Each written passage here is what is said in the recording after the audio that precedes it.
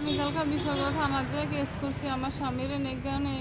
কখন বিশালগড় থানার তারা আমার স্বামীরে কইছে তারা দেখবো, তারপরে কখনো আমি আবাইছি না। আমি এখন ইয়ার কাছে আইছি, এসপি পুষু আসছি, এসপি পুষু সারেরা জানাইতাম আইছি আমি বিশালগড় কেস করছি। আমার স্বামী ওখান পর্যন্ত আইছে না। আমি শুধু আমার স্বামীরে চাই, আমি মুখ্যমন্ত্রীর কাছে আবদার চাই। আমি যাই না, আমি আর কিছু চাই না।